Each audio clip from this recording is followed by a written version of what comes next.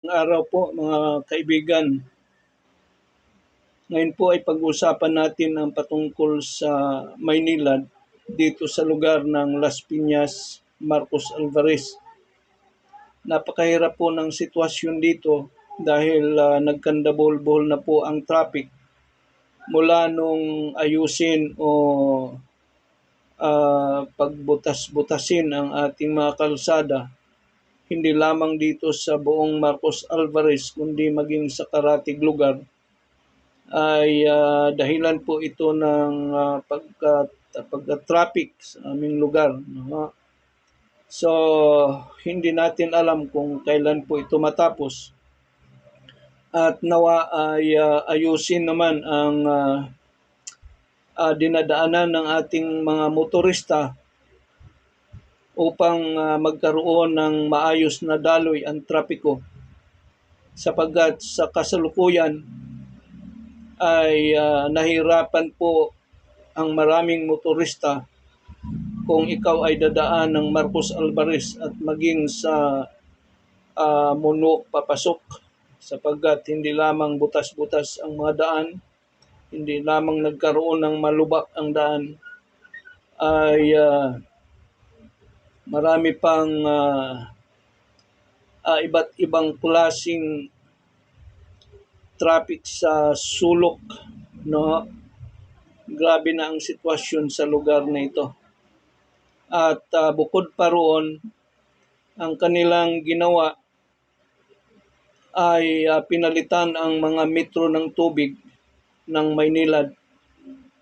At ang iba ay naperwisyo sa pagpalit nila ng metro ng tubig dahil agad itong sinisiminto samantalang hindi pa inaayos kung okay na ang metro na inilagay nila, kung wala ba itong damage or ito ba'y walang tagas. No? Kasi ang iba sa atin ay nagrereklamo dahil ang tubig na kanilang binabayaran, buwan ng binabayaran ay nasa 200 to 300 lamang.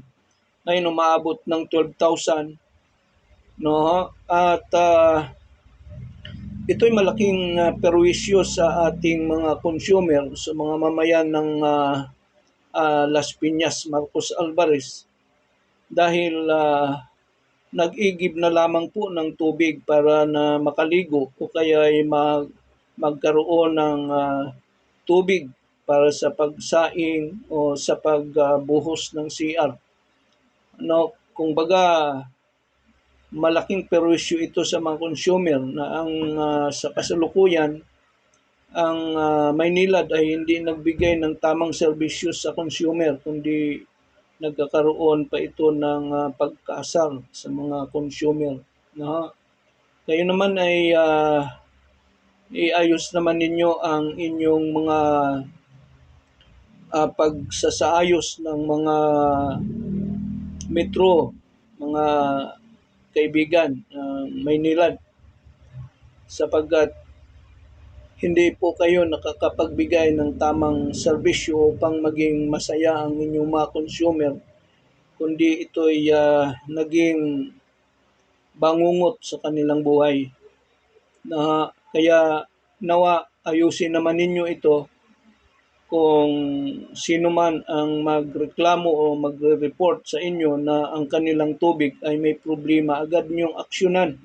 Hindi po kayo agad umaaksyon dahil doon ay naasar ang mga consumer sa inyong serbisyo. Hindi kayo nagbibigay ng kaligayahan o kasiyahan sa mga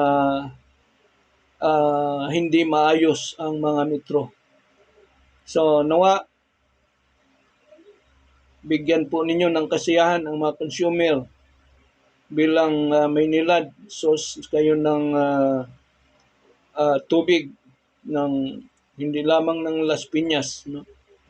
At ito lamang po ang ating may ipapaabot sa ating bayan sapagkat nais natin na umaksyon naman sila o kayo bilang mga kinatawan o kaya mga manggagawa ng Maynila dahil nangailangan po tayo ng inyong serbisyo at hindi kayo agad tumutugon kahit nire-report na sa inyong impilan.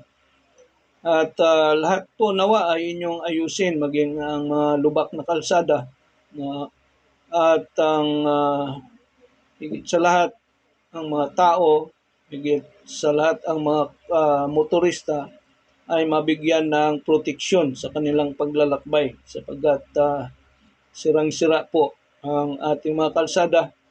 So yun pong dalawa na yan ang ating problema dito sa Marcos Alvarez Las Piñas. Nawa po ang inyong serbisyo ay maiayos upang ang mamamayan ay maging masaya sa inyong serbisyo sa bayan. Ito po ang inyong tagapagbalita, Bombe Pontiras, Spin Media, Pilipinas. God bless po.